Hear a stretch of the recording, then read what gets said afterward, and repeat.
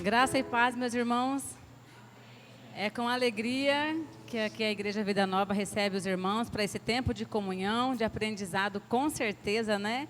Estamos tão felizes pela disposição do irmão André de estar conosco e vamos ter com certeza um tempo muito proveitoso nessa comunhão e aprendendo mais a palavra do Senhor. Vamos começar nosso período de louvor. Convido os irmãos para se colocarem de pé, quem quiser. E juntos vamos adorar ao Senhor. Nosso primeiro cântico é Glória para sempre ao Cordeiro de Deus.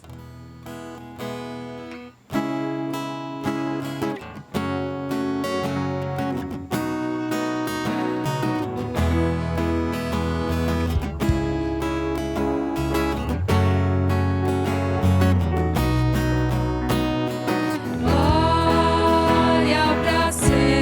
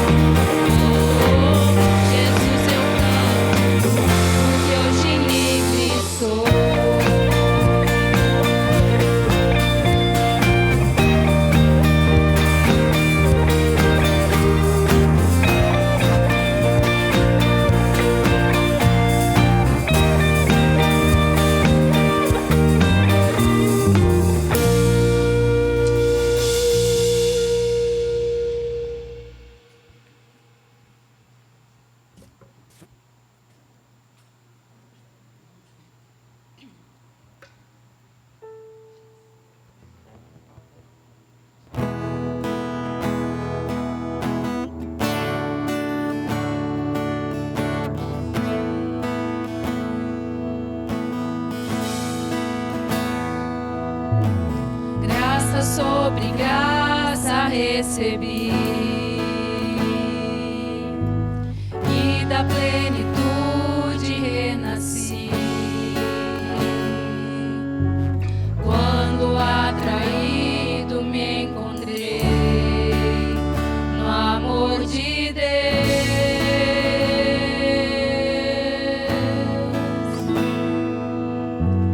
Viva e poderosa salvação, luz que me alcançou na escuridão. Todo meu pecado se apagou no amor de Deus.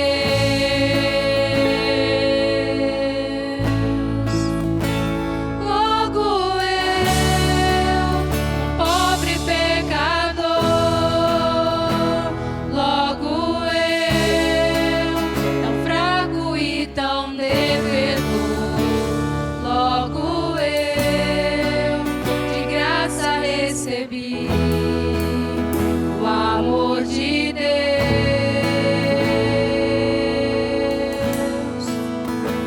Logo eu, finito e carnal, logo eu, diante de um Deus imortal, logo eu, de graça recebi o amor de Deus.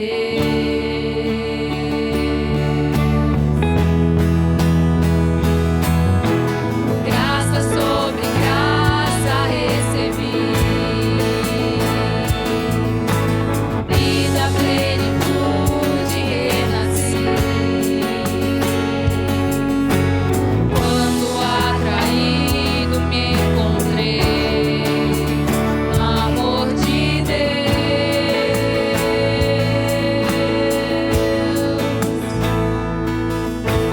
Viva e poderosa salvação,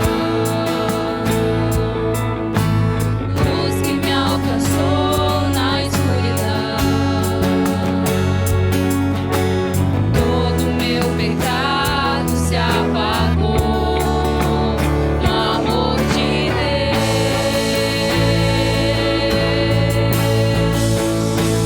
Logo eu, um pobre pecador,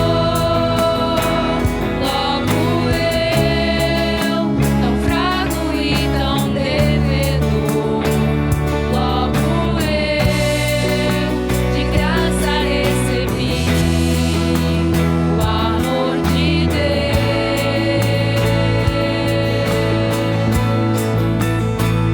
Logo eu, finito e carnal, logo eu, diante de um Deus imortal, logo eu, de graça recebi o amor de Deus.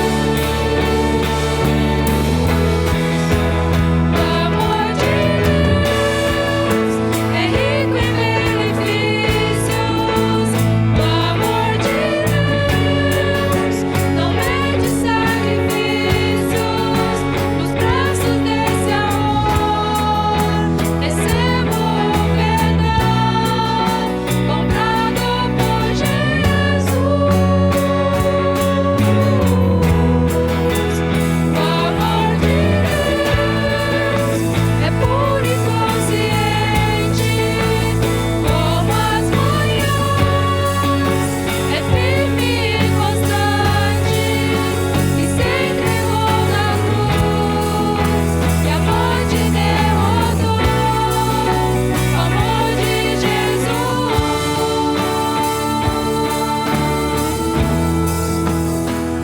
Logo eu, um pobre pecador,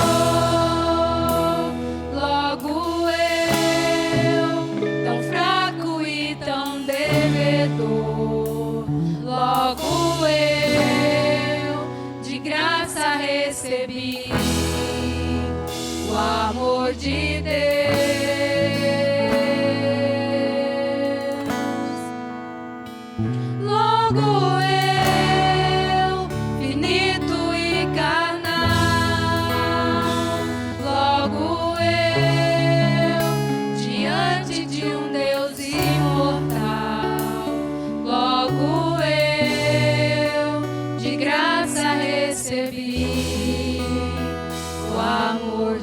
Deus. Amém.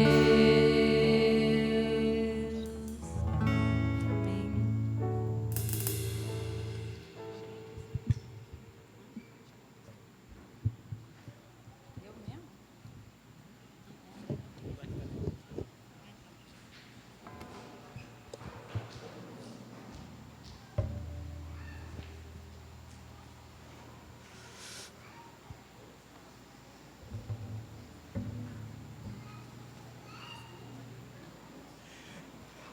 Boa noite, meus irmãos, graça e paz.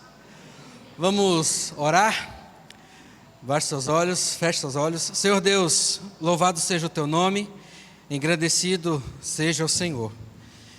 Que neste momento, ó Pai, em tudo que já começamos a fazer, possamos, ó Deus, adorar em verdade ao Senhor. Que sejamos, ó Deus, aperfeiçoados pelo Senhor, para uma adoração que agrade ao Senhor. Em nome de Jesus. Amém. Muito bom ver vocês. Tinha alguns irmãos que eu já não vi há um bom tempo. É bom ver vocês. E conversando com o pastor Pablo, no início do ano, a gente pensou, sobre como podemos juntar nossas igrejas. E aí surgiu a ideia, de termos um momento específico onde podemos aprender da palavra de Deus e vendo aí como o mundo está sendo conduzido, sendo levado na questão de adoração. Então, um bom tema, para a gente aprender um pouquinho mais, ver o que a Bíblia tem a nos dizer, para a palavra de Deus confrontar o que nós estamos fazendo que não agrada a Deus, e para a palavra de Deus nos confortar com aquilo que estamos fazendo de acordo com a palavra de Deus no quesito adoração. Não tem lugar melhor para a gente aprender senão a palavra de Deus. Então a gente já vim orando, e consultamos o pastor André sobre essa possibilidade. Ele de prontidão aceitou, só foi questão de data que a gente ajustou, mas e chegamos hoje aqui, nessa oportunidade para aprender mais do Senhor, aprender mais daquilo que a palavra de Deus tem a nos dizer sobre adoração. Alguns avisos de forma bem breve e rápida. Alguns irmãos talvez procurem o banheiro. O banheiro é lá na casa ao lado. Então, os irmãos podem sair por aqui, lá na casa ao lado. Então, tem uma pessoa ali na portaria, caso precise se você não sabe onde é o banheiro, tem uma pessoa na portaria que vai te indicar onde é, tá bom? Então, não se aperreie, tá? Não se aperreie, tá bom? De forma simples e objetiva, eu quero chamar aqui o pastor André, para apresentá-los. Pastor André foi meu colega de seminário. Eu posso dizer que eu sou mais velho que ele, porque ele formou depois de mim, então eu sou mais velho que ele. E foi engraçado, não sei se ele se lembra, mas a forma como a gente se conheceu foi um tanto quanto inusitada. Ele tinha pouco tempo chegado no seminário, e é aquela coisa, habilidades e talentos já são divulgados, antes da pessoa chegar, Então foi falado que ele tem habilidade com música, E eu cheguei para ele e falei assim: você que é o André? Aí ele: sou. Então é você que vai tocar no meu casamento? Aí ele: entendeu? Foi assim que a gente começou a nossa amizade lá no seminário. Acho que ele nem deve lembrar disso, mas foi assim. O que eu posso falar e apresentá-los para os irmãos? Deus tem separado esse homem para ajudar pessoas a chegarem a Deus. E uma das formas que Deus tem capacitado ele é através da música, a área de formação dele. Ele vai falar um pouquinho da vida dele depois, mas o intuito de trazê-lo é para que, com a capacitação que Deus dá, dele nos ajudar, porque as nossas mentes, às vezes, a gente precisa de dar uns empurrãozinhos, né, a aperfeiçoar a nossa adoração ao Senhor. Nós já adoramos ao Senhor, mas podemos aperfeiçoar, podemos melhorar. Então, esse é o intuito de tê-lo aqui conosco, né, e desde já agradecemos a disposição, né, e acredito, né, tanto eu como o pastor Pablo, temos, assim, a gente conversou essa semana, temos a certeza de que seremos muito abençoados pela vida do irmão, né, pelo que Deus tem a nos ensinar através daquilo que Ele já capacitou o irmão para isso. Então, o irmão tem a noite livre, né, para a gente poder conversar e aprender um pouquinho mais. Vamos orar? Deus, diante do Senhor colocamos mais uma vez a vida do Teu servo, pedimos, ó Pai, que o Senhor continue capacitando, para que ele, ó Deus, possa refletir, possa transmitir a Tua palavra, a palavra que o Senhor já preparou em seu coração, e que o Senhor o abençoe e também nos abençoe com o ensino da Tua palavra. É assim que oramos, ó Pai, gratos ao Senhor por tudo, em nome de Jesus. Amém. Bom.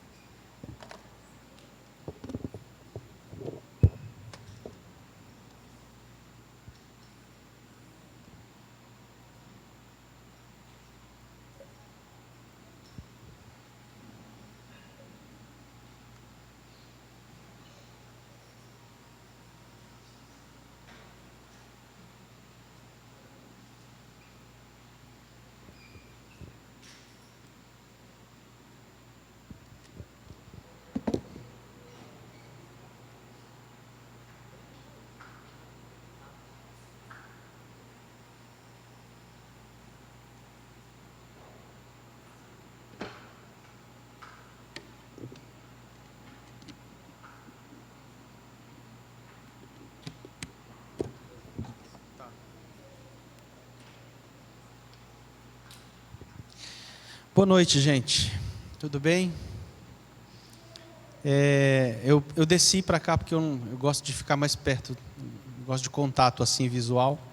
Não sei se vocês estão acostumados a ouvir o pastor de vocês aqui de baixo, mas peço licença, tá, pastor, para trazer o púlpito para cá e conversar mais pertinho de vocês. A minha intenção nesses 3 encontros que nós temos não são pregações expositivas, mas uma boa conversa, um tempo de reflexão sobre muitos conhecimentos que nós já temos a respeito do tema adoração, mas acho que para quem sofre de amnésia espiritual, como todos nós aqui, eu acho que vale sempre a pena a gente voltar atrás e revisitar alguns temas que são fundamentais para a nossa fé, né? Esse aí é um tema que está literalmente ligado à nossa identidade e ao nosso propósito de vida.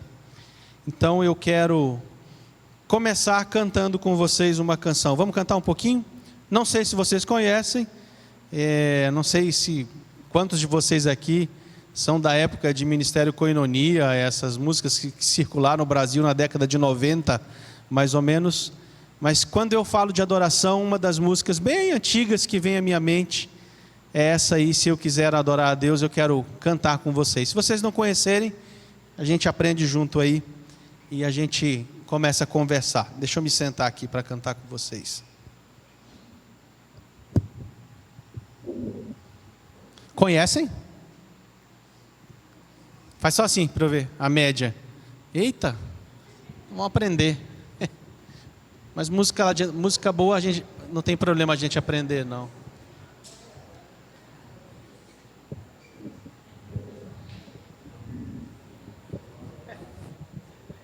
Aí, acho que deu. Obrigado.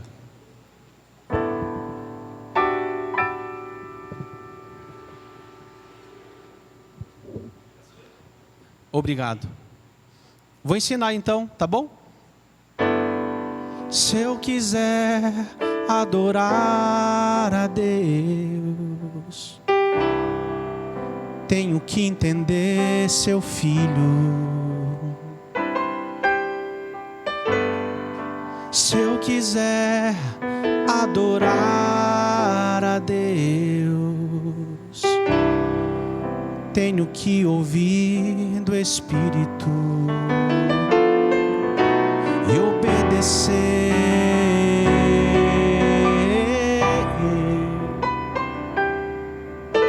E obedecer.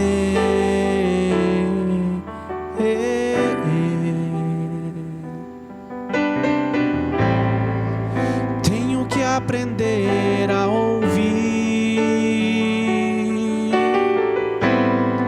mesmo sendo que não quero, e ainda assim abrir meus lábios para adorar, para adorar, para adorar, para adorar. Fácil? Vamos tentar? Se eu quiser adorar a Deus,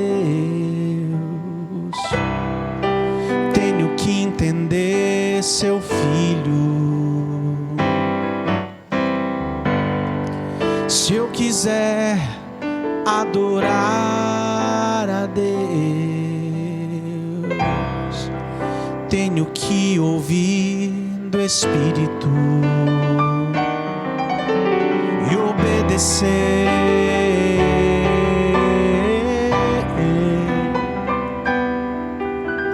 E obedecer.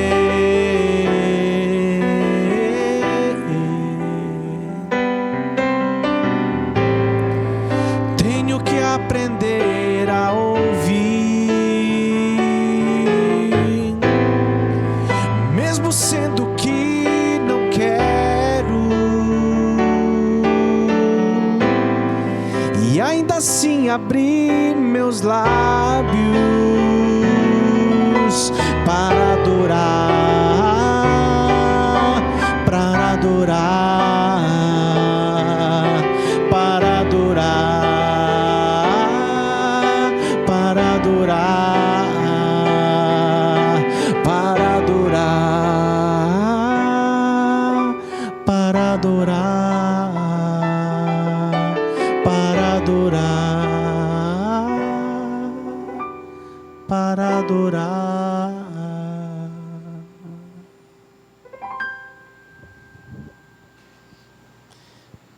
Legal. Essa canção já fala muita coisa o que a gente veio fazer aqui, né?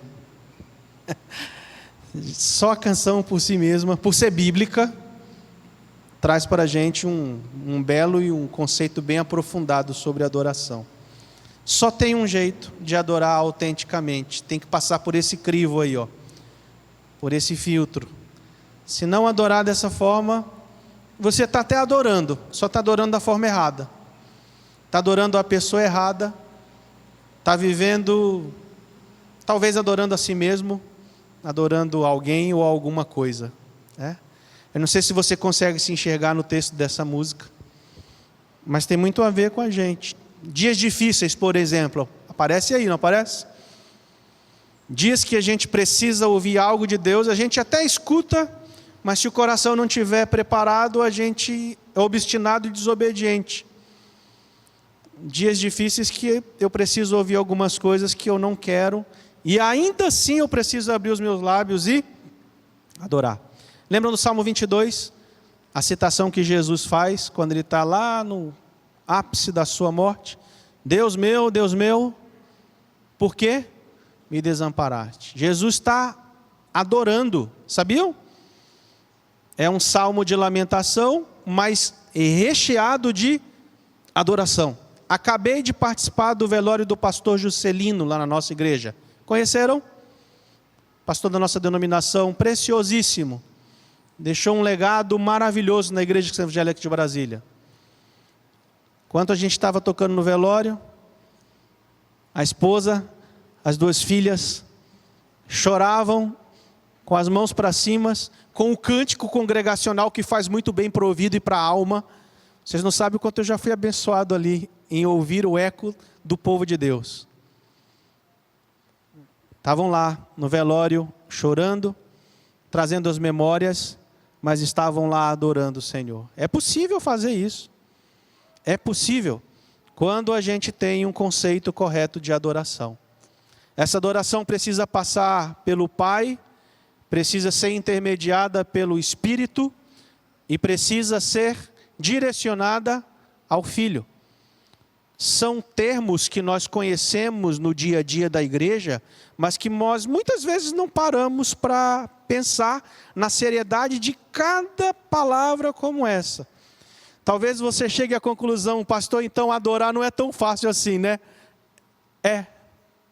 Autenticamente não é tão fácil assim não. Até porque dentro de mim e você não há uma predisposição natural de adorar o Senhor como Ele quer.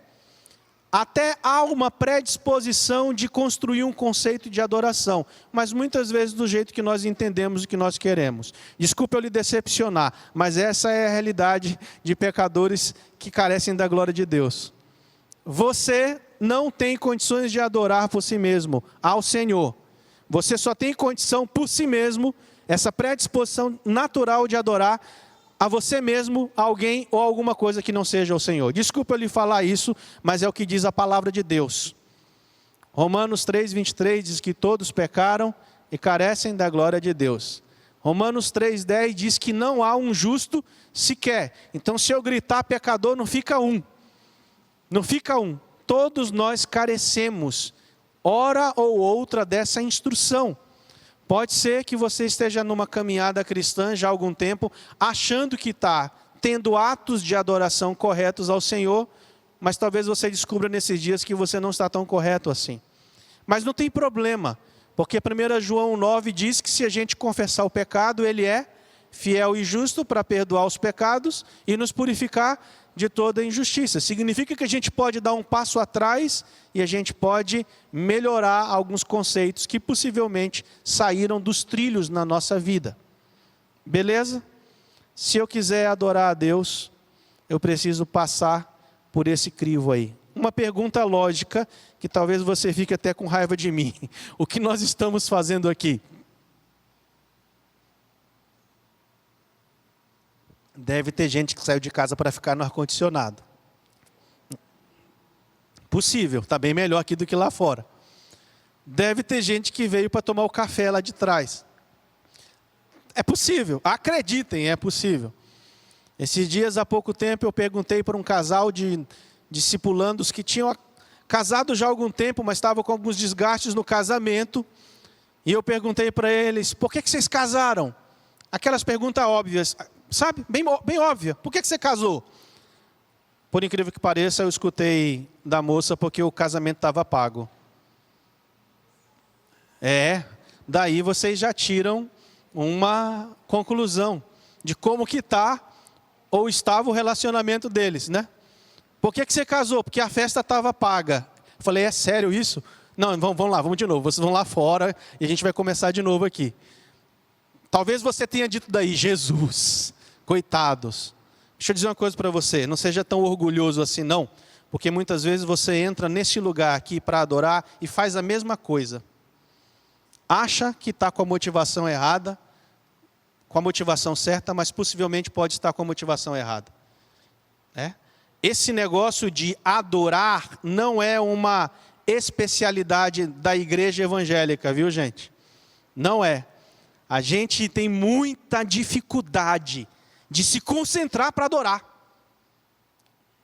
Isso aqui na hora do culto, no mundo pós-moderno, é um problema, não é?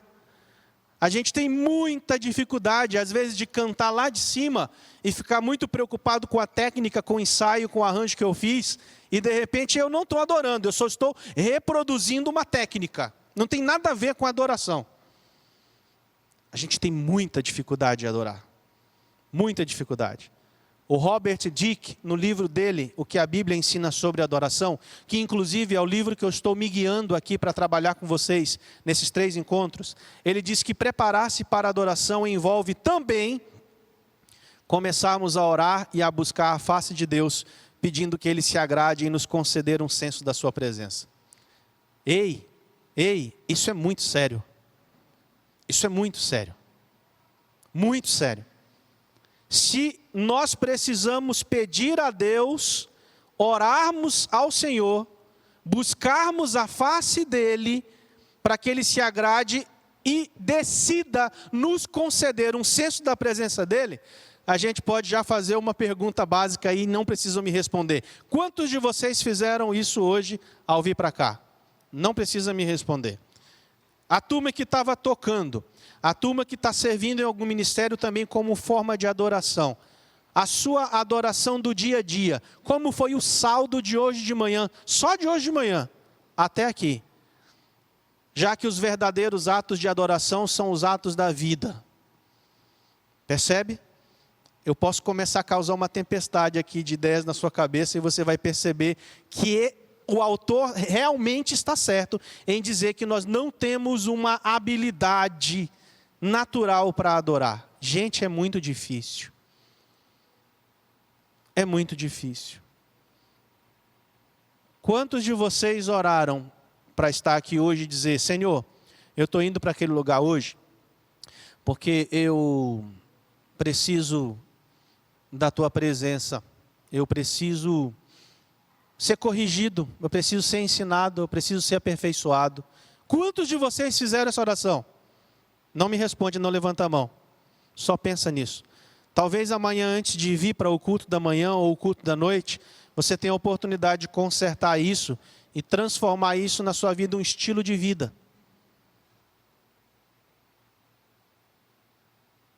O autor está dizendo que o Senhor se agrade e se Ele decidir nos conceder um senso da sua presença.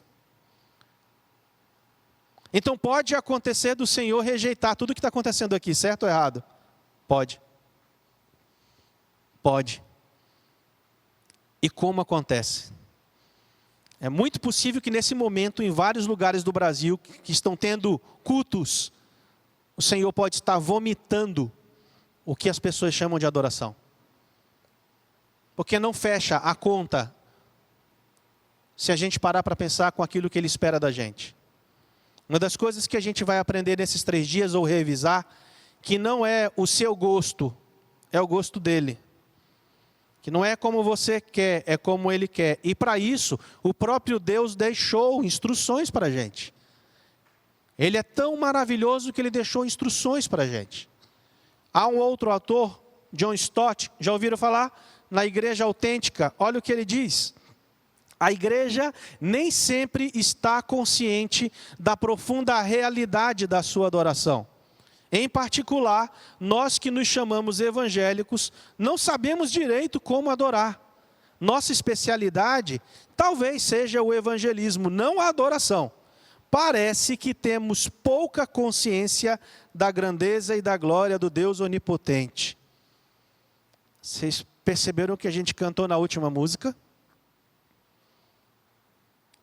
Eu me senti assim, de lá. Senhor, é sério que o Senhor me escolheu para vir falar para esse povo aqui? Logo eu?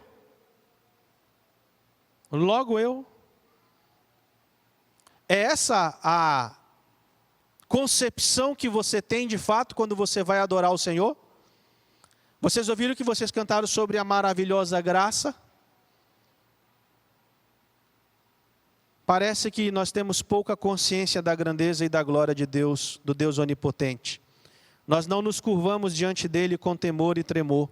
Nossa tendência é sermos arrogantes, presunçosos e orgulhosos. Pouco nos ocupamos com a preparação dos nossos cultos de adoração. Pensa aí. Você se prepara para o culto? Você se prepara para cultuar o Senhor no seu dia a dia, lá no seu trabalho? Se a gente for fazer a distinção de culto público e de culto da vida, é culto, não deixa de ser culto. Por conseguinte, eles são às vezes negligentes. Não sei se vocês avaliam isso, aí é com vocês. Vocês conhecem as comunidades de vocês. O culto ele se torna mecânico. O culto se torna superficial e às vezes um tédio. Outras vezes são fúteis, chegando perto da irreverência. Vou fazer a pergunta de novo para você. O que você veio fazer aqui hoje à noite? Eu vim tocar. Eu vim cantar. Não, eu vim sentar e ouvir. Não, eu vim encontrar os irmãos. Eu não sei se os irmãos têm a consciência de que o Deus Todo-Poderoso se faz presente aqui no nosso meio. E Ele pode fazer o que Ele quiser conosco enquanto nós estamos aqui. Ele pode se agradar do nosso culto, quando Ele pode rejeitar também a nossa adoração. Em suma, não venha fazer as coisas para Deus como se Ele fosse o seu amiguinho. Ele é Deus. Ele é o Deus que cria, que mantém e que mata. É o Deus que dá a vida e que tira a vida. É o Deus que salva e é o Deus que condena. É muito sério, irmãos. É muito sério. Eu disse ao pastor Ilan Black, que na época do seminário, peguei um pedacinho do seminário com a Laís também, né? Ela estava no último ano, você estava chegando. Eu fui músico de igreja, professor de escola bíblica dominical, preguei algumas vezes, ministério com jovens, com adolescentes, passei por vários, cresci na igreja. Foi com 32 anos que o Senhor virou a chave da minha vida. Eu não sei se a minha história é pior do que aquela pessoa que passou a vida toda longe de Deus e o Senhor o salvou. Tem gente que é assim, né? Eu não sei o que é pior. Passar a vida longe toda de Deus e ser salvo, ou achar que está caminhando com o Senhor e de repente ser salvo. De verdade. Mas algumas coisas aconteceram comigo no seminário, quando eu tinha um conceito muito egocêntrico sobre adoração. Cheguei montado no primeiro ano no cavalo, né? Abafando. Escolhido o aluno pelo reitor para ser o regente do coral do seminário, que nem tinha. Fui criar um coral lá. E aí eu cavalgava, né? Me achava. De repente, no segundo ano eu caio do cavalo. No terceiro ano eu fico lá pertinho do cavalo fazendo amizade com ele. E no quarto ano parece que o cavalo monta em mim. Mudou, gente. Mudou. Eu não consigo mais adorar ao Senhor como eu adorava até os meus 32 anos de idade. O conceito de Deus e Yahvé é outro. O conceito do grande eu sou, que falava com Moisés ali na sarça ardente, que é até uma figura difícil de colocar na mente para o homem do mundo pós-moderno, né? Essas imagens, elas são tão um pouco distantes da gente, mas elas são reais, são bíblicas. Mudou. Mudou o culto. Mudou o propósito de vida. Mudou o projeto de vida. Mudou o jeito de pensar sobre a eternidade. Mudou o jeito de ir para velório. Mudou o jeito de andar de avião. Sabe, vocês entendem, né? Andar de avião. Quando a gente anda de avião, o que acontece lá em cima? Ninguém mais é ateu. Lá em cima, qualquer arremetida, qualquer turbulência, a gente percebe que a gente realmente é o quê? Nada. Nada, nada, nada, nada. Recentemente, há 15 dias, indo para Araçatuba para um casamento, o avião arremeteu 2 vezes. E eu estava com a minha família dentro do avião. E o conceito de eternidade mudou. Viajei tranquilo hoje, com medo de uma certa turbulência. Mas o coração virou a chave. Vir para cá é um propósito eterno. Tinha uma certa preocupação com o que eu ia falar, como vocês iam ouvir. Mas eu comecei a colocar na minha cabeça, quem te trouxe para cá foi o Senhor. Então se acalma. Mudou tudo. Mudou o jeito de ser marido, mudou o jeito de ser pai, mudou o jeito de ver a vida, mudou o jeito de pensar sobre o próximo, mudou o jeito de pensar no cronograma, na cronologia da minha vida.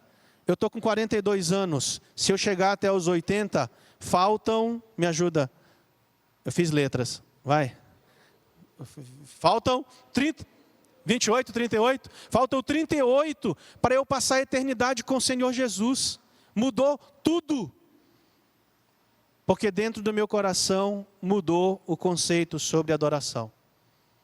Mudou o preparo. Mudou a forma de vestir. Mudou a forma de falar. Mudou tudo. A minha oração é que você experimente dessa mudança nesses dias. Não seja orgulhoso, não. Diga, logo eu, Senhor. Comece por aí, esse tempo que a gente vai ter junto. Algumas fontes boas, para quem quer anotar. Eu sei que tem gente que gosta de ler. Teologia da adoração. Trouxe uma citação para vocês verem o que está dentro da proposta desse autor. Observe que a arte não levou o Bach. Sabem quem é Bach? Johann Sebastian Bach. Sabem quem é, né? Compositor de Jesus, Alegrias dos Homens. De algumas fugas, de algumas sonatas. Observe que a arte não levou o Bach à verdadeira adoração, mas a verdadeira adoração deu origem a essa expressão artística tremenda. A ordem hoje não é inversa. Uma outra fonte, para quem quiser aqui depois desse nosso tempo juntos, continuar lendo sobre esse tema. O que a Bíblia ensina sobre adoração? Olha o que o Robert Dick diz. Temo que essa tendência atual na adoração, de negligenciar o Evangelho de Jesus Cristo, acabará transformando a igreja em um cemitério.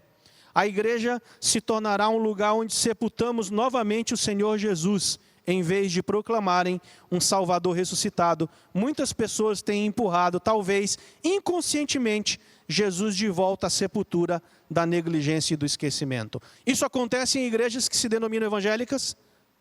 Assim, ó. Quando que a gente enterra Jesus nos cultos? Quando ele não faz parte do culto. Simples. Quando ele não é citado, quando o nome dele não é dito, quando a pregação, quando a adoração, quando a condução não passa por ele. Fácil, fácil, fácil. Tem gente que está transformando a igreja num cemitério. Outra fonte aí para vocês pesquisarem. O John MacArthur escreveu A Adoração, a Prioridade Suprema. E eu trouxe uma frase muito bacana no livro dele para vocês. Atos verdadeiros de adoração devem ser o transbordamento de uma vida em permanente adoração. Ou seja, culto público, adoração pública tem a ver com adoração individual, com adoração privada. Não adianta adorar de um jeito aqui e adorar do jeito diferente lá fora. É o que ele está dizendo em outras palavras. Então, quem quiser, algumas das fontes aí que eu estou usando para o nosso tempo juntos aqui. Algumas considerações iniciais. Vamos ler juntos? Pode ser? Alto e devagar, para vocês não dormirem. Antes mesmo da queda e da devastação do universo pelo mal, a missão de Adão consistia em glorificar e louvar a Deus por meio de sua representatividade sacerdotal e o seu domínio real. Só uma pausa. Perceba que o autor desse livro está dizendo para a gente que o adorar é algo que acontece antes da queda. Há um propósito no qual Deus nos cria para fazer isso. E quando nós adoramos ao Senhor, nós não apenas glorificamos o nome do Senhor, mas nós somos uma representação do nome do Senhor onde nós estamos. Ei, isso é sério. Você é uma representação do nome do Senhor por onde você está? Você reflete, você reproduz, você representa a imagem de Deus. Teu filho te vê como uma representação dentro da tua própria casa? Teu esposo te vê como uma representação do reino de Deus dentro da sua casa?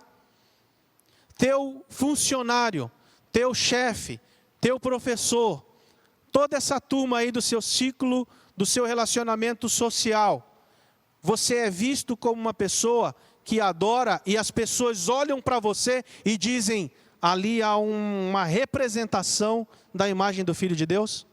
Para pensar. Vamos continuar. 1, 2, 3 e... Ao ser criado à imagem de Deus, Adão era o reflexo perfeito de Deus. E quanto mais ele olhasse para Deus, mais ele pareceria. Gente, é ou não é o que acontece nos nossos dias hoje? Quanto mais eu olho para o Senhor, mais eu me pareço com Ele. A verdade também está aí. Quanto menos eu olho para o Senhor, mais eu me pareço com quem? Quem era o concorrente da época aí no jardim? Quem era? A cobra falante. Quanto menos você parece com o Senhor, mais você parece com aquele personagem que surgiu e se travestiu de Senhor. Se eu não pareço com o Senhor, eu pareço com a serpente. Jesus amado. Se as minhas palavras, se os meus pensamentos, se as minhas ações e reações não parecem com o Senhor, parecem com a representação do mal. Vamos lá. 1, 2, 3 e... Quanto mais adoramos a Deus hoje, mais nos tornaremos como a imagem perfeita dele, que é quem? Jesus Cristo. John Piper prossegue nessa linha afirmando que as missões não são o alvo fundamental da igreja. O que é o alvo fundamental da igreja? A adoração. Desculpe aí o pessoal do Ministério de Missões. As missões, elas existem porque não há adoração.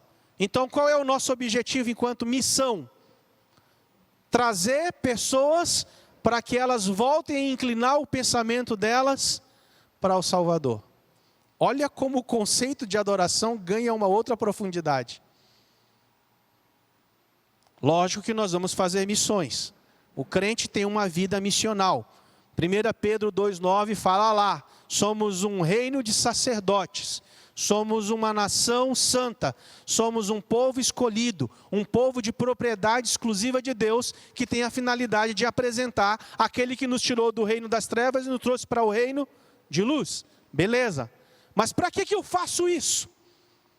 Para que outras pessoas comecem também a adorar o Senhor. Não sei se vocês já pensaram sobre isso, mas dentro do mandato espiritual, social e cultural que aparece em Gênesis, no verso 26 até o verso 28 do capítulo 1, tem um lá que diz assim, reproduzam, ou seja, façam bebês, façam menino. Estou imaginando aqui no Gênesis, hein? Não tinha pecado ainda. Qual é o princípio que está por trás disso, gente? Quanto mais bebezinho vocês fizerem, Adão e Eva, mais vocês povoarão o Éden e mais pessoas me adorarão.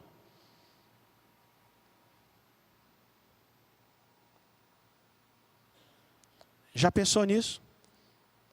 Então, quando você adora coerentemente o Senhor, e por meio do seu testemunho você atrai alguém a conhecer Jesus, ele é salvo por Jesus e essa pessoa passa a cantar as mesmas músicas que você, passa a fazer as mesmas orações que você, passa a amar a mesma palavra que você, passa a ir para o mesmo lugar que você está indo, passa a viver a vida e o sofrimento pela mesma perspectiva do próprio Filho de Deus.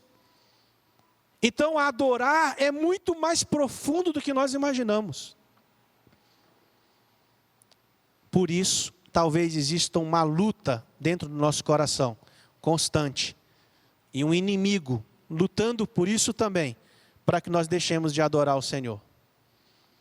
A adoração é o alvo da igreja. As missões existem porque não há adoração. Sabe por quê? Porque quando Jesus voltar, acabou a missão.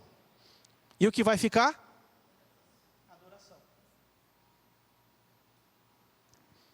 alguma relação por que é tão difícil adorar? Por que nós lutamos tanto contra isso? Outra frase boa aqui para a gente pensar. Aqui é a Bíblia que está dizendo, Amós 5:23. É preciso dizer algo mais sobre o lugar da música no culto público, pois tanto a música vocal como a instrumental podem ser veículos maravilhosos para louvar a Deus, mas também podem levá-lo a clamar: afastem de mim o som das suas canções e a música das suas liras, diz o Senhor. Misericórdia. Ah, mas eu toco, eu prego, eu ensino. Legal. Como o Senhor quer, como uma vida de adoração, Ele aceita ou Ele vomita o que você oferece para Ele? O texto bíblico está dizendo, o Senhor pode clamar: afastem de mim o som das suas canções e a música das suas liras. O que você sabe sobre adoração a partir das Escrituras? A mesma coisa acontece quando eu estou com um casal lá na sala, no meu gabinete, eu pergunto para eles, lembra do casal em crise? Eu pergunto para eles, o que vocês sabem sobre casamento a partir das Escrituras? Diz aí, um verso bíblico sobre casamento, porque vocês casaram, certo? A Bíblia foi o texto aí que motivou vocês, e vocês dizem que amam a palavra do Senhor. Me diz aí um versículo sobre casamento. Adivinha qual é a resposta, irmãos? Na maioria das vezes. Essa aqui. Falo, não, peraí, vocês estão brincando, né? Vamos começar de novo. É sério que vocês não sabem na Bíblia um texto sobre casamento e disseram que casaram porque o Senhor está com vocês?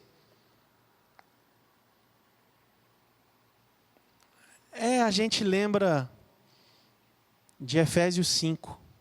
Tá, beleza, ótimo texto. Vamos falar mais textos que fomentem, porque o projeto do casamento não começa em Efésios 5, ele começa em Gênesis 2:24. Ah, então já sei 2. E tem muitos outros textos aqui. Pensando em adoração, se você hoje fosse dizer para um descrente, alguém que não conhece as Escrituras, por que você adora? Me mostra na Bíblia que você adora, por quê? O que você diria? Vamos lá? Vamos começar a citar alguns versículos? Quem começa? Pode olhar, vai. Não precisa ser decorado, não. Se você souber onde está, está valendo.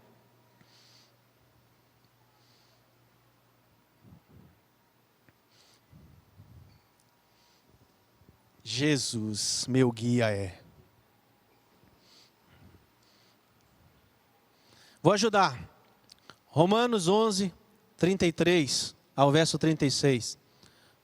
Ó profundidade das riquezas e da sabedoria e do conhecimento de Deus. Vamos lá para o último versículo, verso 36. Porque dele, por meio dele e para ele são todas as coisas. Eita! É a música que a gente canta na igreja. Não sabia não? Se não sabia, está sabendo agora. Toda vez que você cantar, porque dele, por ele, para ele são... Romanos 11, 36 é o que você está cantando. Salmo 150. Todo ser que respira, louve ao Senhor. Efésios 5 fala que nós devemos louvar o Senhor com salmos e cânticos espirituais. Efésios 5, 22, se eu não me engano. Tá, falei 3, ajudando vocês. Agora, fala mais daí.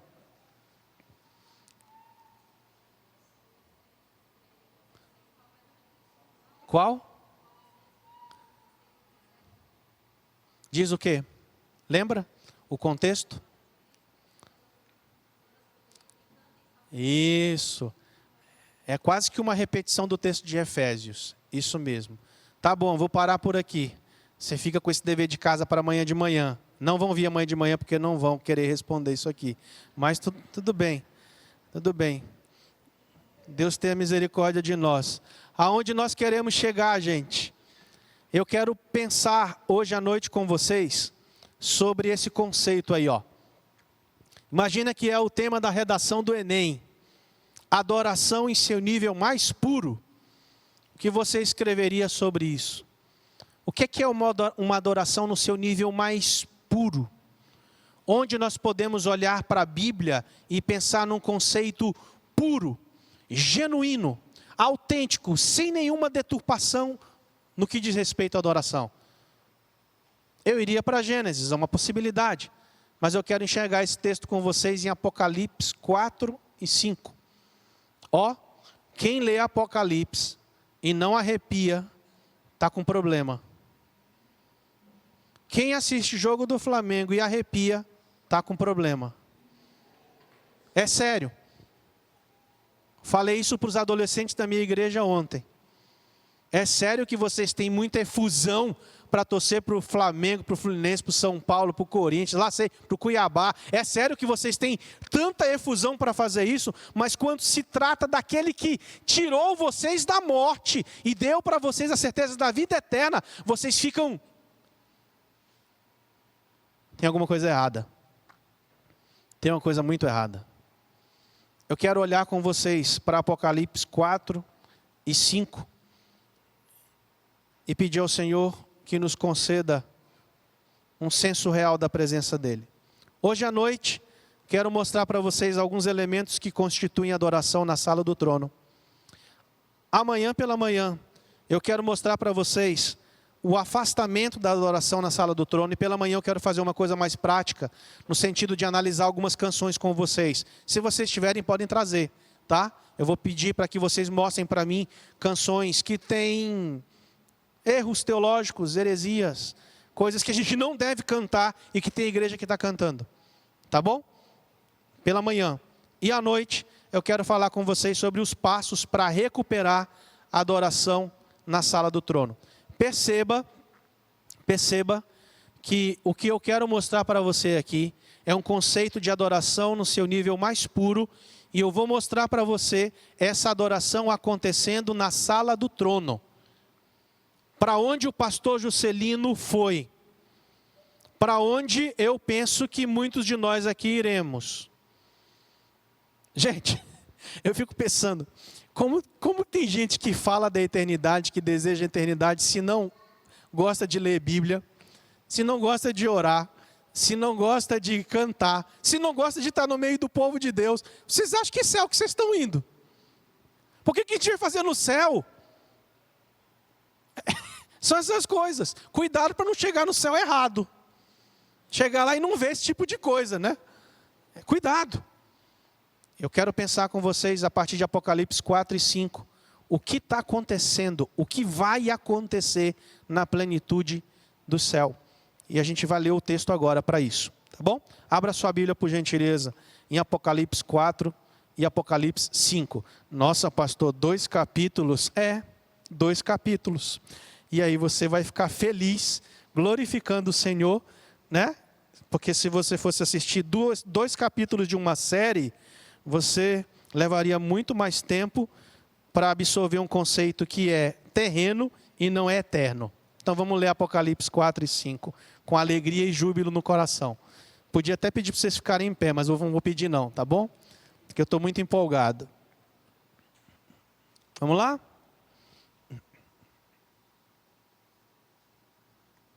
Se projetem para o céu.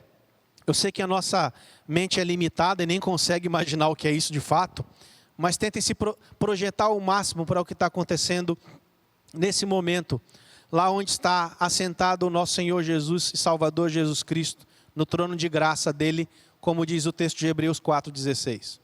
Olha lá. Então, quando olhei, vi uma porta aberta no céu, e a mesma voz que eu tinha ouvido antes falou comigo como um toque de trombeta. A voz disse: suba para cá e eu lhe mostrarei o que acontecerá depois dessas coisas. E no mesmo instante, fui tomado pelo Espírito e vi um trono no céu e alguém sentado nele. Alguém que estava sentado no trono brilhava como pedras preciosas, como jaspe e sardônio. Um arco-íris com brilho semelhante ao da esmeralda circundava o seu trono. Ao redor do trono havia 24 tronos, nos quais estavam sentados 24 anciãos. Estavam todos vestidos de branco e usando coroas de ouro na cabeça. Do trono saíam relâmpagos, estrondos e trovões, e na frente dele havia 7 tochas com chamas ardentes, que são os 7 Espíritos de Deus.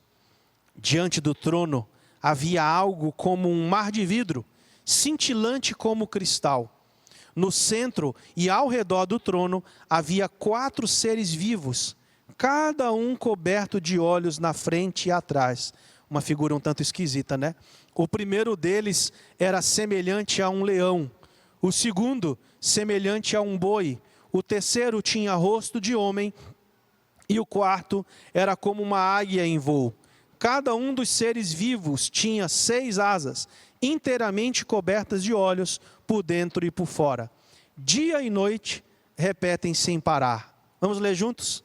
Santo, santo, santo é o Senhor Deus, o Todo-Poderoso, que era, que é e que ainda virá.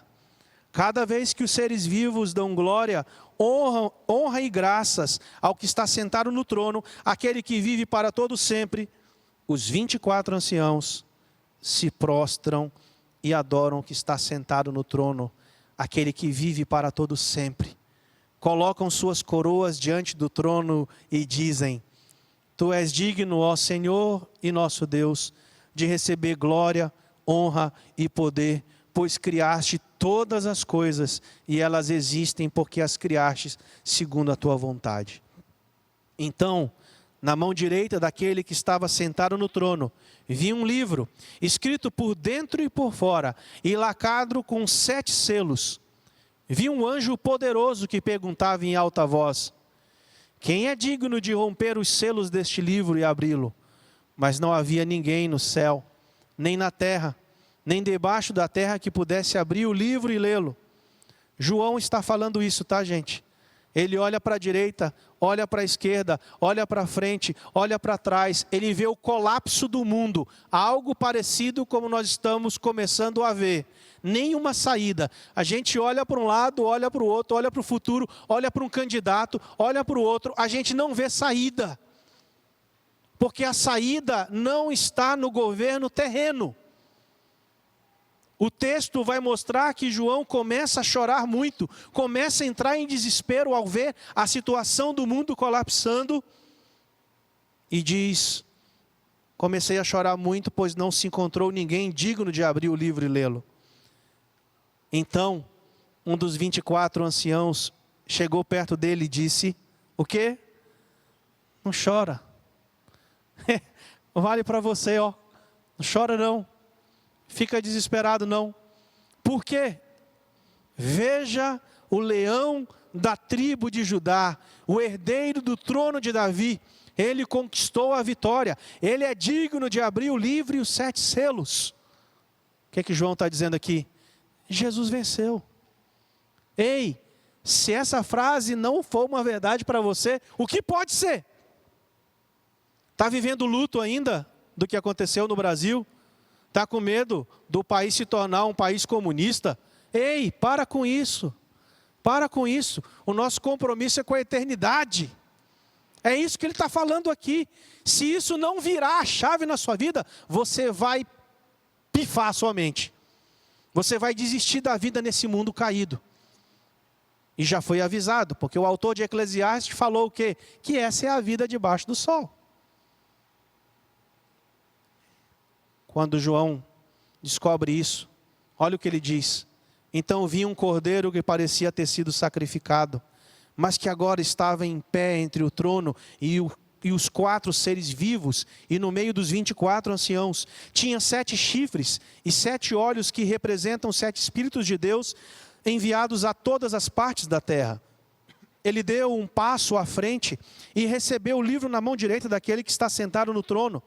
Quando o cordeiro recebeu o livro, os 4 seres vivos e os 24 anciãos se prostraram diante dele. Cada um tinha uma harpa e taças de ouro cheias de incenso, que são o quê?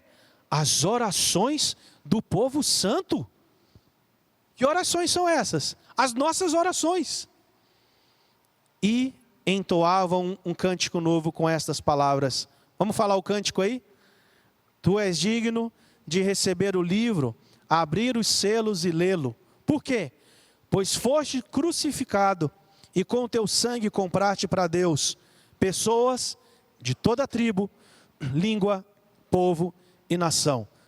Tu fizeste delas um reino de sacerdotes para nosso Deus, e eles reinarão sobre a terra. Então olhei novamente e ouvi as vozes de milhares e milhões de anjos ao redor do trono, e também dos seres vivos e dos anciãos. Cantavam com forte voz. O que é que eles cantavam? Digam comigo. Digno é o cordeiro que foi sacrificado de receber poder e riqueza, sabedoria e força, honra, glória e louvor. Depois ouvi todas as criaturas no céu, na terra, debaixo da terra e no mar cantarem: louvor e honra, glória e poder pertencem àquele que está sentado no trono e ao Cordeiro para todo o sempre. E os 4 seres vivos disseram: amém. E os 24 anciãos se prostraram e adoraram. Está vendo o que vai acontecer no céu? Como vai ser a adoração? Então para pensar. Se você não consegue fazer isso aqui ainda, nesse plano terreno, e não anseia o seu coração cantar esse tipo de música, com esses tipos de procedimentos que são dados pelo próprio Deus, pense sobre qual céu você está indo ou desejando. Se você não tem prazer de fazer isso, se esse texto não te faz ter uma efusão, tem alguma coisa errada acontecendo com você. Os elementos que constituem a adoração na sala do trono. Segundo esse texto, a gente consegue ver claramente no verso 2, que primeiro, a adoração ela se centraliza em Deus. Talvez você diga, eu já sei isso. Talvez eu diga, você não faz isso. De novo, a adoração se centraliza em Deus. Ela não se centraliza no pastor, ela não se centraliza na música, ela não se centraliza na congregação, ela não se centraliza nas nossas habilidades e formações, ela não se centraliza no nosso status social. Não, a adoração se centraliza em Deus. Por quê? Tudo isso passa e Ele é eterno. Simples assim.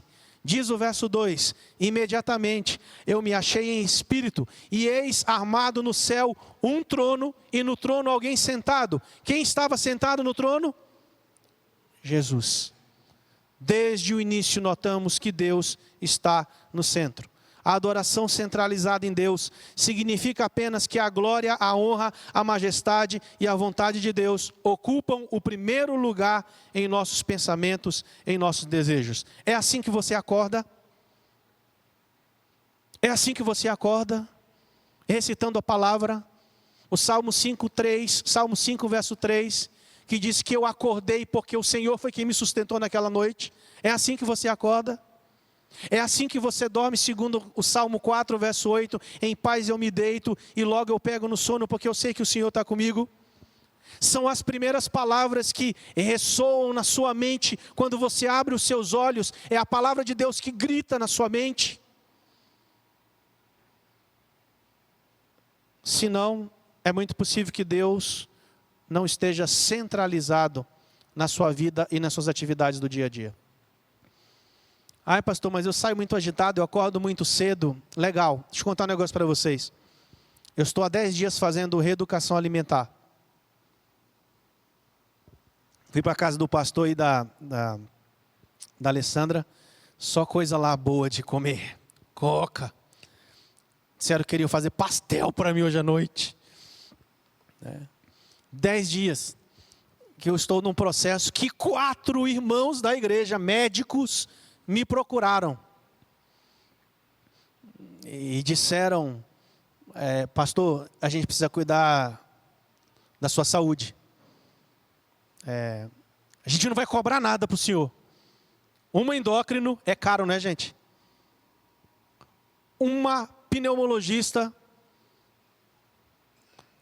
um cara que cuida do sono, um personal trainer que resolveu me adotar, porque diz que eu cuido do espírito dos filhos dele, da família dele, e tem que cuidar do meu corpo.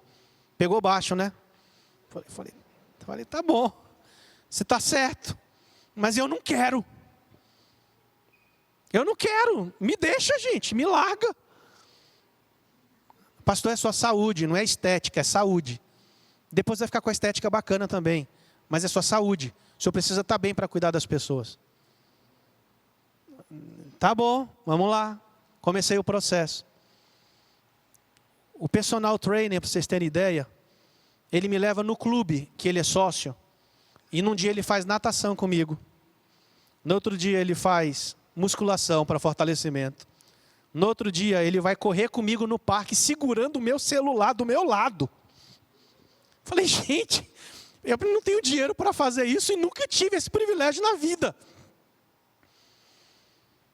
Terceiro dia da reeducação alimentar e do cuidado com o corpo, né? Integral. Era 10 horas da noite, minha barriga começou a fazer assim, ó. Vocês já sentiram isso, não já? Quando a gente começa a mudar hábitos.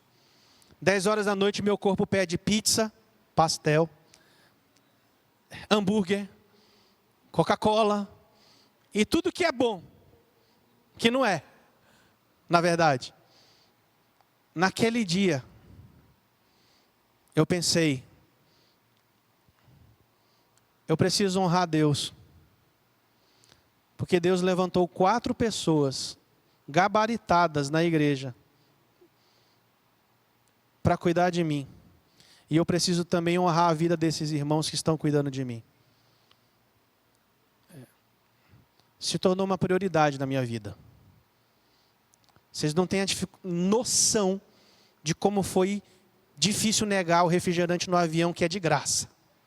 Que quando de graça a gente gosta mais, né? Falei, não, me dá uma água com gelo. Falei, não acredito que eu estou fazendo isso. Jesus vai voltar, o avião vai cair. Chego na casa do pastor, uma Coca-Cola gelada. Mas o que tem? Só um pouquinho. Prioridades. Prioridades. Prioridades. Tinha que estar 8 horas da manhã no dia seguinte no gabinete pastoral, de 8 às 12. Era uma terça-feira cheia de aconselhamentos e discipulados. À tarde, um dia cheio, ainda terminava com PG lá em casa à noite. 8 horas. Tive que deixar meu filho 7h15 na escola. E eu pensei naquele dia, hoje não tem tempo para fazer exercício. Mas eu tinha uma prioridade. É aquela velha pergunta, o que você faz entre meia-noite e 6 da manhã, não é? Eu fiz essa pergunta para mim. Eu vou levantar 10 para as 6. Não vai ser legal, mas é prioridade. Eu vou honrar o meu Deus. A mesma coisa acontece com aquele que ama a palavra de Deus. Ou esse texto mantém você vivo, ou você morre. Ou ele é importante para você, ou o Senhor está centralizado na sua vida, ou você vai tratar o Senhor como algo paralelo, ou algo superficial, ou algo que não está de fato no teu coração. Olha, isso muda tudo. Muda o jeito de se alimentar, ajuda a lutar contra o pecado da gula. Na época que o nosso corpo está pedindo fonte de prazer e ele quer descontar na comida, eu lembro que eu tenho o Espírito Santo, Efésios 1,14 diz isso. E ele me ajuda a me controlar. Eu oro para ele. Muda tudo. Muda tudo. A adoração se centraliza em Deus. O problema da nossa geração é que nós não conhecemos a diferença entre as verdadeiras necessidades espirituais e as necessidades artificiais inventadas pela psicologia popular de nossa cultura secular. Faz um teste de hoje para amanhã. Pega teu celular e veja a sua playlist. Sua playlist tem com qual porcentagem músicas que falam sobre o Senhor? Isso já fala muita coisa, já dá quase que um diagnóstico real sobre você. Vai lá no seu canal da Netflix e puxa o histórico e veja o que você tem assistido nos últimos momentos. Filipenses 4:8 diz Portanto, tudo aquilo que é verdadeiro, tudo aquilo que é puro, tudo aquilo que é amável, e que é de boa fama, se alguma virtude há, se algum louvor existe, seja isso que ocupe o vosso pensamento. Eu não vou ficar analisando sua vida, mas analise. Veja o histórico do seu celular. Veja o que você está lendo. Veja aquilo que você está consumindo. Isso vai falar sobre quem você adora. Fácil, fácil, fácil. O problema da nossa geração é que a gente não consegue discernir a verdadeira necessidade espiritual e as necessidades artificiais. Isaías também fala de uma adoração centralizada em Deus e a sua experiência o capacitou a ver o Senhor. Outro elemento aqui que eu digo para vocês, que está no texto de Apocalipse, é que a adoração, ela é louvor. Adoração é louvor. Diz o verso 8, conseguem ler comigo lá da tela? E os 4...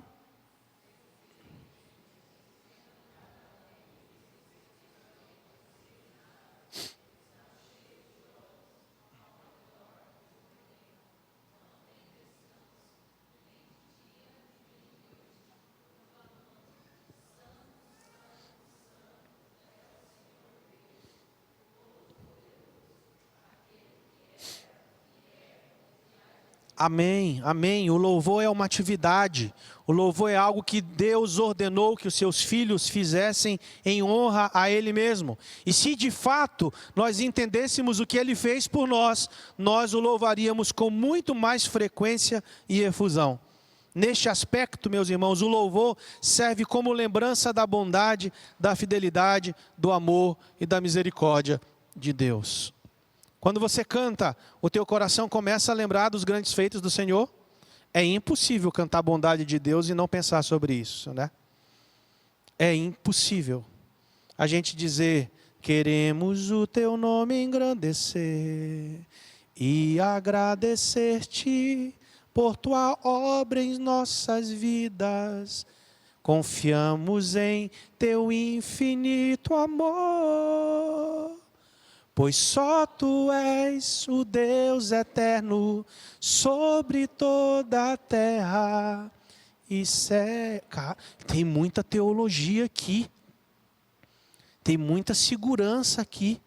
Para quem acha que perde a salvação, não perde não. Diz o texto de Romanos 8:38 que nada pode nos separar do amor de Deus. Isso é refrigério para a nossa alma. O louvor é uma atividade que transmite uma mensagem ao mundo. Como é que nós louvamos? Como se a nossa verdade fosse uma mentira? Tem gente que faz isso. Louva de qualquer jeito, como se a verdade que ele estivesse falando fosse uma mentira.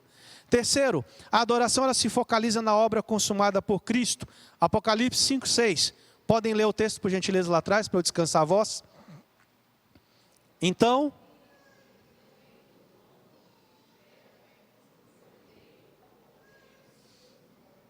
quem é o Cordeiro? A Bíblia fala, eis o Cordeiro, lembra que um personagem diz, eis o Cordeiro que tira o pecado do mundo. Quem é ele?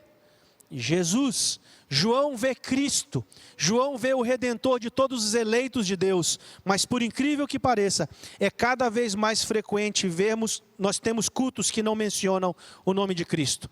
Já foram em alguma outra igreja, em uma outra comunidade, que você saiu de lá sem ouvir o nome de Cristo? Eu já. Não sei se eu vou contar hoje para vocês ou amanhã. Temos que essa tendência atual na adoração de negligenciar o Evangelho de Jesus, como nós já lemos, acabará transformando a igreja em um cemitério. Eu espero que sua igreja não seja um cemitério, tá? Quarto, a adoração ela é música. Podem ler por gentileza? E entoavam...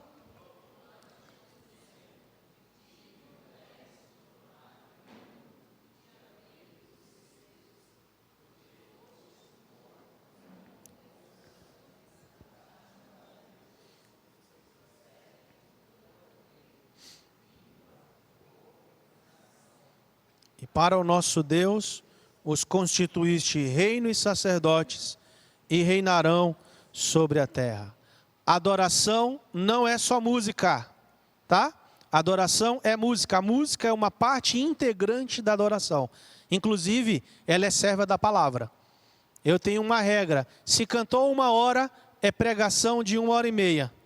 Se cantou 30 minutos, é pregação de 50 minutos. Nunca a pregação pode perder o lugar dela no meio da congregação. Nós devemos ter cuidado quando usam da música como estratégia para criar uma atmosfera emocional no culto. Tem muita gente que faz isso. Também a adoração ela é litúrgica. Infelizmente, a liturgia hoje é mal entendida e associada às repetições mortas e sem sentido. Mas, na verdade, a liturgia bíblica significa simplesmente que há beleza, ordem e planejamento envolvidos na nossa adoração. Na visão de João havia respostas alternadas, não sei se vocês observaram isso no texto, mas havia respostas alternadas entre os anjos do céu e os santos redimidos. Diz o texto, e os 24 anciãos irromperam em louvor e cânticos. Não se pode negar que deve haver liberdade em dirigir um culto de adoração e disposição de romper com a ordem planejada, se o Espírito de Deus assim orientar. Contudo, falta a muitas igrejas a tentativa deliberada e prudente de encorajar a participação na adoração e de inspirar uma atitude de reverência, santo temor e admiração. A maioria dos estilos contemporâneos de adoração está bem distante da adoração descrita em Apocalipse 4 e 5. Os fenômenos de um cristianismo que trata as pessoas como consumidores, baseado em programas de entretenimento, equipado para vender a si mesmo a uma freguesia que não está realmente interessada em buscar a presença de Deus, deixará como consequência um cristianismo estéril.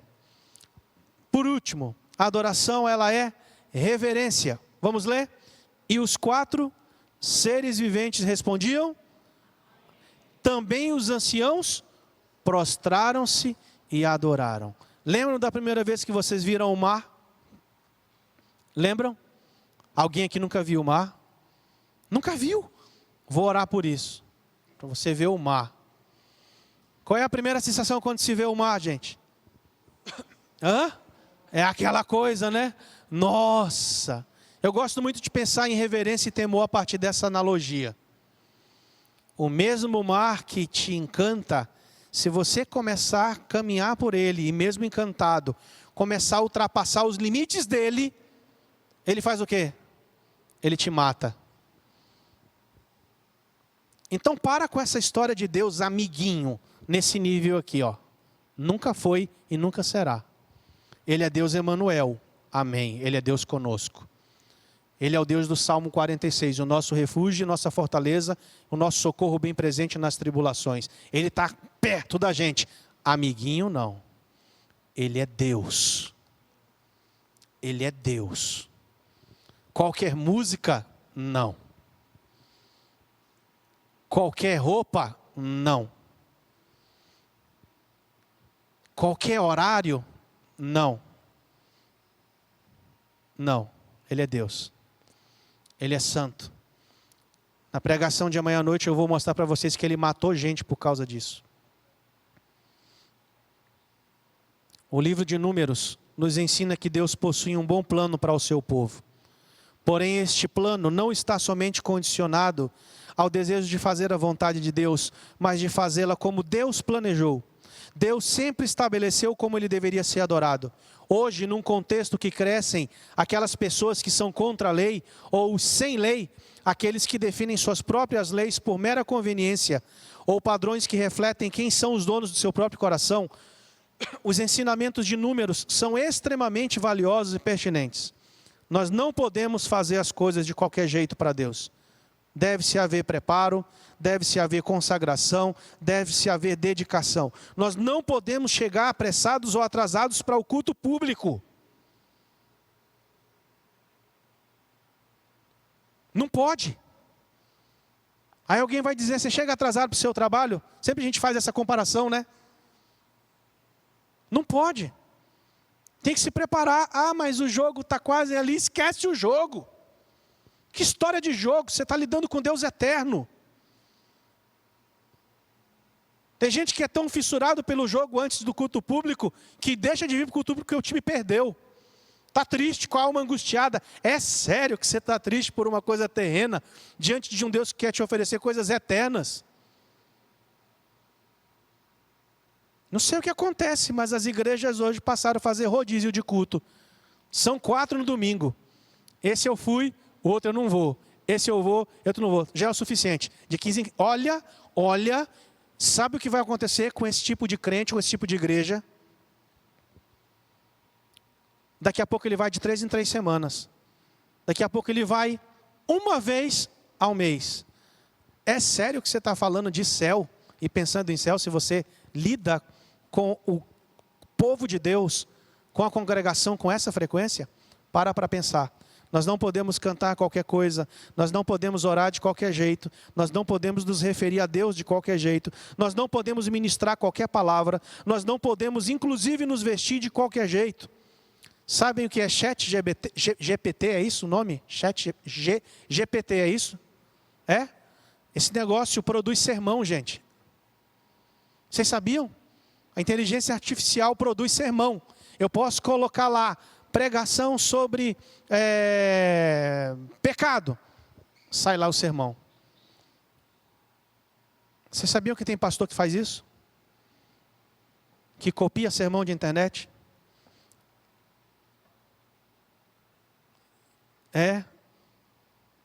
Não bota a culpa no pastor agora não. Pensa em você como você também faz o seu serviço na casa de Deus. De qualquer jeito. Né? Já pensou a inteligência artificial que não é inspirada pelo Espírito Santo está tomando o púlpito das igrejas? Que tempo que nós chegamos. Eu vim para cá, eu tive que gastar um tempo de consagração essa semana. Você que vai ministrar, tocar o seu instrumento, que vai servir em qualquer área da igreja, se você não se consagrar, o Senhor não fala por meio de você. Ele não fala. Salmo 25, verso 14, diz que o Senhor, Ele revela os seus segredos àqueles que o temem. O contrário também é verdade. Deus não tem interesse em quem não teme, não tem. Não adianta, Deus não vai falar com você, não vai falar através de você. Ele não vai baixar o padrão.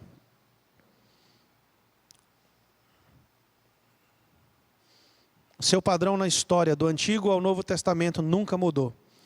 A sua forma de abençoar ou castigar permanece. Sei que a tônica é o coração, mas eu tenho certeza que quanto mais o nosso coração conhecer o Senhor, com mais zelo, com mais reverência e desejo nós vamos nos chegar a Ele. O sucesso ou o fracasso de Israel tinha a ver com a maneira que eles respondiam às exigências da aliança. Sempre que obedeciam, obtinham sucesso, mesmo em meio às dificuldades. Quando se rebelavam, vinha o fracasso.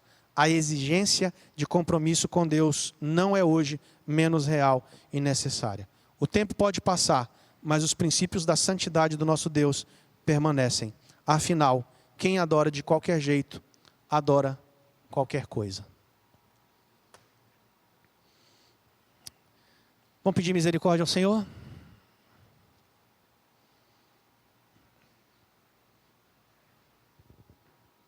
Baixa a cabeça um pouco aí.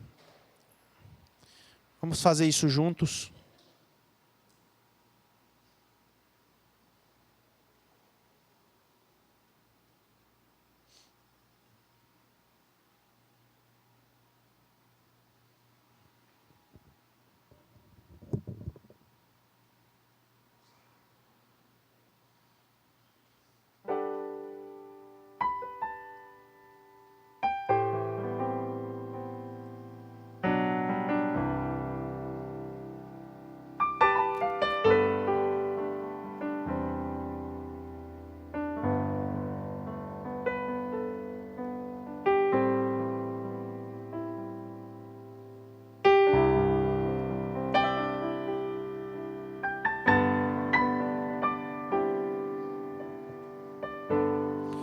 Se eu quiser adorar a Deus, tenho que entender seu filho. Se eu quiser adorar a Deus, tenho que ouvir do Espírito e obedecer,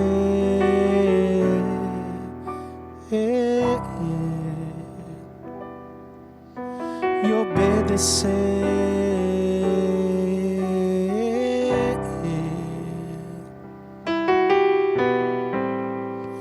Tenho que aprender a ouvir,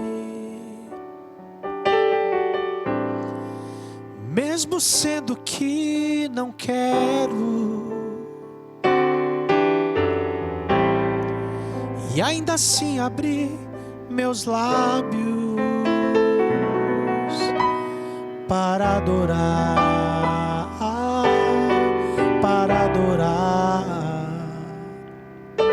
para adorar, para adorar.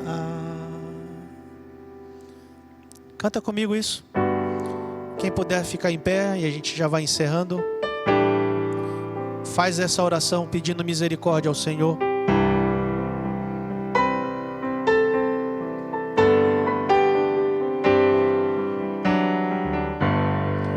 Se eu quiser adorar a Deus,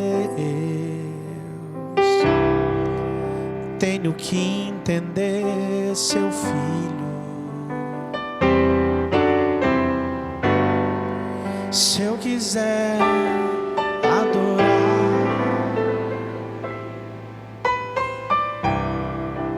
tenho que entender do Espírito e obedecer,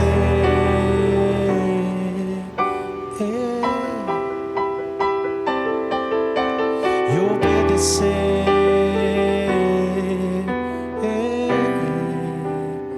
Tenho que aprender a ouvir. Tenho que aprender a ouvir. Nos corrija, Senhor, se necessário, mesmo sendo que não quero, e ainda assim abrir meus lábios para adorar, para adorar, para adorar, para adorar, para adorar, para adorar, para adorar,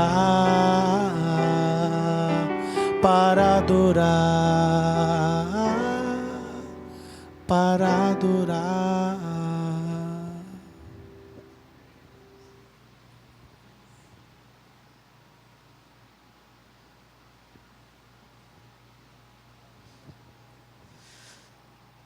Bom, né? Vamos orar mais uma vez. Senhor, obrigado, porque hoje, ó Pai, tivemos uma nova perspectiva, uma nova visão, e que o Senhor nos ajude a aprendermos cada vez mais do Senhor. Que o Senhor nos ajude a olharmos para o Senhor e vivermos para o Senhor. É assim que oramos, ó Pai, em nome de Jesus. Amém. Amém. Os irmãos podem assentar. Um aviso